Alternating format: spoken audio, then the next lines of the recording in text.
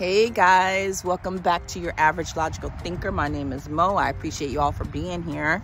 I am at Wolf Trap Park in Yorktown, Virginia. A lot of history in this area. Poquoson, which is an area where it's not as friendly to my kind, if you catch my drift. But I'm here, right? And I'm just so grateful that God woke me up this morning. It was very interesting also because last night I was watching a video, and I'm gonna play a quick clip about friendship. Around people who always thought me not talking to them meant we weren't friends. Like, I don't have to text you all the time. I don't have to call you all day long. Like, we have a life. You have a life, I have a life. Like, we're busy outside of each other. That does not make me less of your friend. I really appreciate the friends where you can go days and days on end without talking to them and they don't feel like y'all falling out or y'all got any beef. I have friends that I have not talked to in years, but I know when we get on that phone, it feels like we never missed a day. Like, I have friends, if I call and ask them, can you do something? Can I need this? They're gonna hop on a plane. Okay, and they're gonna come down here and they're gonna see me. They're gonna do whatever for their friend. I just cannot deal with people that feel like they have to be entitled to your life. They feel like they need to know every working detail about your life. They feel like they need to know about who you with, where you gonna be with. You are not my man. And I really think oftentimes a lot of friends feel like they're your man, and they feel like you need to check in with them. You need to let them know every given moment of your day. Even the Bible say don't let your right hand know what your left hand doing. Why do I need to tell you all my good and merry business?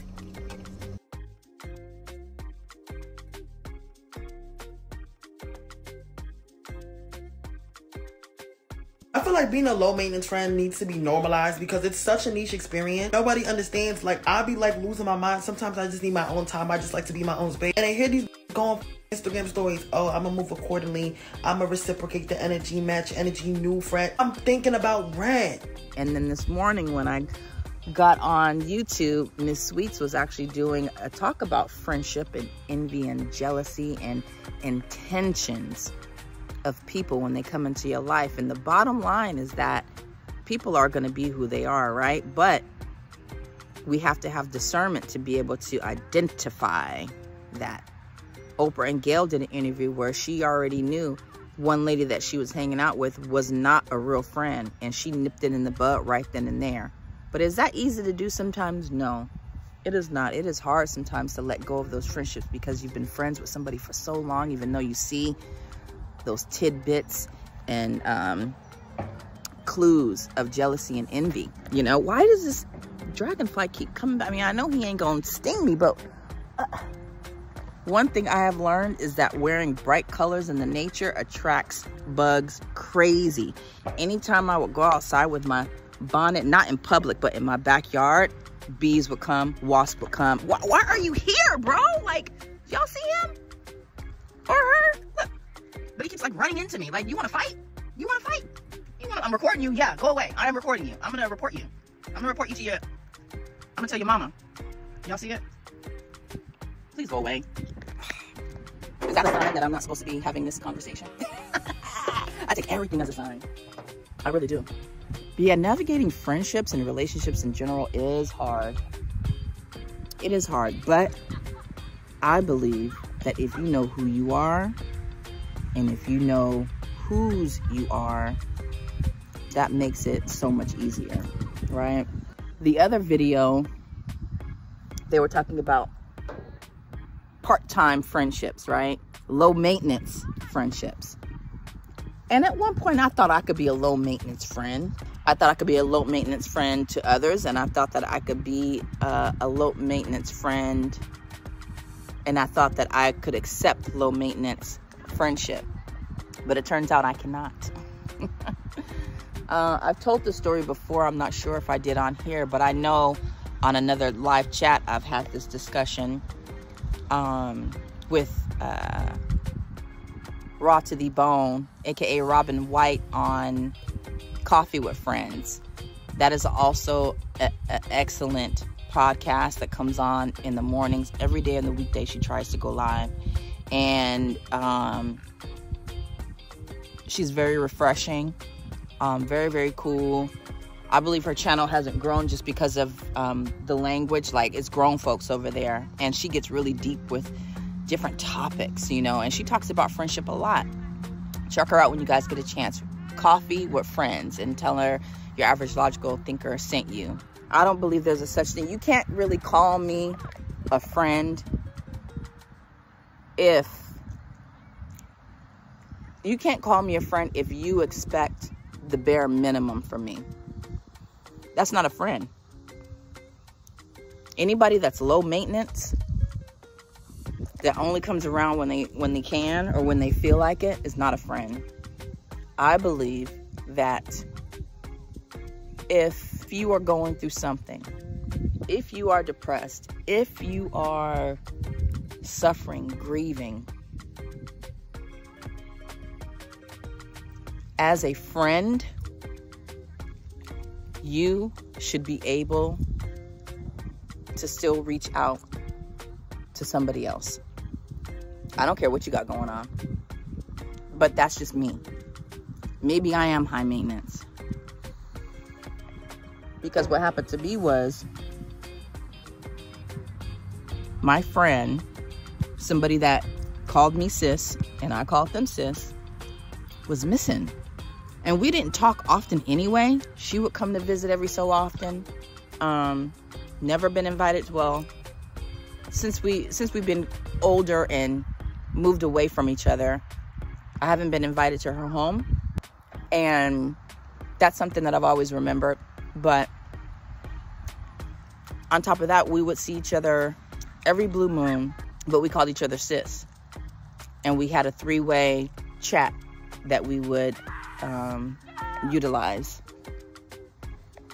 3-way chat that we would utilize, you know, send messages back and forth, funny stuff, whatever, voice recordings. And every so often, us three would get on FaceTime and chat and catch up and just joke and talk shit, blah, blah, blah. Tell secrets, stuff like that, that we had nobody else to tell type shit, right?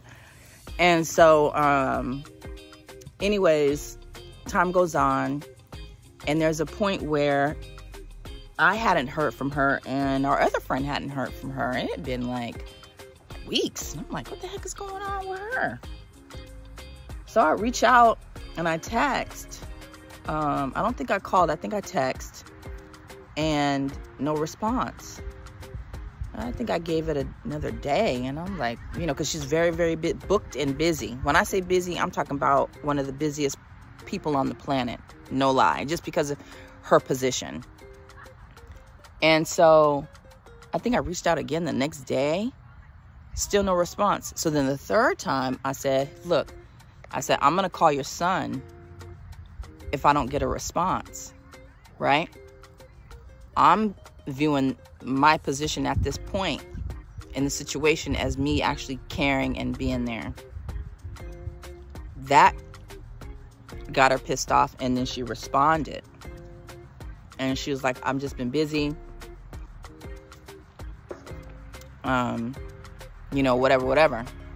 I'm like, oh, okay, well, cool. Just next time, just, you know, how you just text me right quick and said, I'm good. We'll catch up next month or whatever. Somebody from Belgium is calling me. Why? Scam likely, right? Scam likely. So then she sends another message. Oh, within her telling me, hey, I've been busy, blah, blah, blah. She commences to say that I need to manage my expectations of her. Now, when she said this, I automatically went, because this is a saying of hers. You got to manage your expectations. This is something she tells her son. She's older than me, but she ain't that much older than me. But she literally was sunning me. I didn't respond immediately. I just kind of let it sit there. I got pissed, and then I talked to the other friend about it, and I was like, she treat me like I'm her fucking kid. You know what I'm saying? Manage my expectations. What the F? Da, da, da, da, right?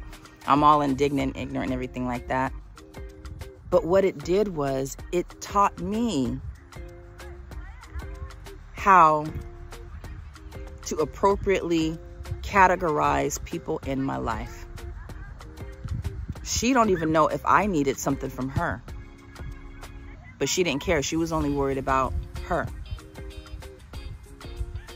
I could have been reaching out because I felt like I was going to hurt myself. She didn't know that, you know? Yes, I did say, I'm just checking on you, blah, blah, blah. But still, at the end of the day, I have a friend that calls me now. If she's got something going on, she will sit on the phone with me for at least a good 30 minutes before she actually states the reason why she called or what it is that she wants to get into. She takes the time to just chit chat. She likes small talk. She wants to small talk it up until she feels comfortable and safe enough to say what it is that she really is calling for. And I know that about her, right? So that could have been the situation with me. I could have just been calling to check on you, but also I really do need a friend, but I need to know that you care enough about me before I can divulge, hey, this is how I'm feeling. So like I said, the response to my concern was mind-blowing, but also very eye-opening. And to this day, I take her words of wisdom into consideration with every single relationship. Every single relationship. Manage my expectations. If we're friends and you're doing the bare minimum as a friend, or if I feel there's some type of underlying jealousy or envy, I make a note of all of that and I put you in an appropriate box. And I act accordingly. I do that with every relationship. Even with my own mother when she was still alive, God rest her soul. I love my mother and I miss her so much. But mothers are mothers, right? And they have tendencies because they're people, they're humans. So I had to put my mom in the appropriate box in which she belonged, and I couldn't let her get me riled up. So I would put her and place her where she had to be in order for me to stay sane. You know, we have to manage our expectations of ourselves and we have to manage our expectations of others. We cannot expect others to do for us what we would do for them or what we would even do for ourselves. And that's my message for today, y'all. Y'all be blessed. Have a good one. This is very controversial. Nobody's going to agree with me, but I don't give up. Your best friend that you haven't spoken to in 6 months, a year, 2 years is not your best friend. Sorry. You know how much people change and develop in 6 months, a year, 2 years? Do you know how much can happen in that space? You essentially don't know them anymore. And don't get me wrong, you're still friends, distant friends, but you can't call someone your best friend, your sister, your closest person, and you don't even speak to them. Titles hold weight, you know. If you're going to call someone your best friend, you need to be present in their lives. You need to be showing up for them. Would you call a man your boyfriend if he didn't speak to you for 6 months? Would you feel connected to him? Would you feel close to him? No.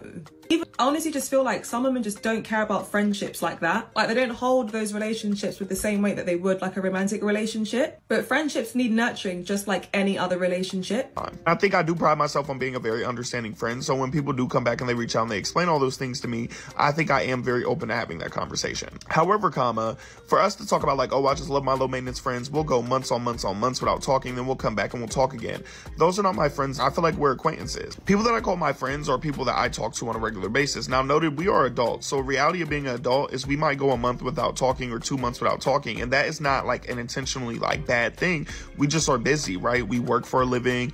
Every day we get up and we have our priorities on our mind. And we just have to provide for ourselves. So like no other human being is about to be my main focus unless I have a kid. I think at the end of the day, if I don't talk to you for 9 months on end and I see you posting on social media or I see you operating in other capacities in other people's lives, I'm going to assume that we're just not that close anymore. And that's completely fine. I think people grow apart. But the fact that like we push this narrative of having low maintenance friendships is kind of crazy. I don't feel like people have low maintenance friendships. I just feel like people fall off. I personally feel like that high maintenance term y'all be using is a myth. I be reading what y'all consider to be high maintenance friendships, and it's actually funny to me because the stuff that y'all be naming are just normal stuff that any relationship should have. How am I a high maintenance friend because I don't want you to text me once every month or once every 2 months? How am I a high maintenance friend because I actually want us to hang out? How am I a high maintenance friend because I actually want you to communicate with me when you're going through stuff instead of ghosting me? Friendships are relationships too. Pour into your friendships like you do your romantic relationships. Put energy into your friendships like you do your romantic relationships. The older I get, the more I crave sisterhoods and genuine friendships. But it's almost as if like people don't care about that no more. And that's okay, honestly, truthfully, it's okay. But I don't understand why people continue to make friends when they don't want to put any energy into the friendship. I want to know what's going on with you. I want to be there for you. I want to hang out. I want to do stuff. And nobody want to do nothing. And honestly, I know we all go through stuff. I know we we all go through stuff. But let's be honest. People only make time for what and who they care about. If that makes me a high maintenance friend, then shit.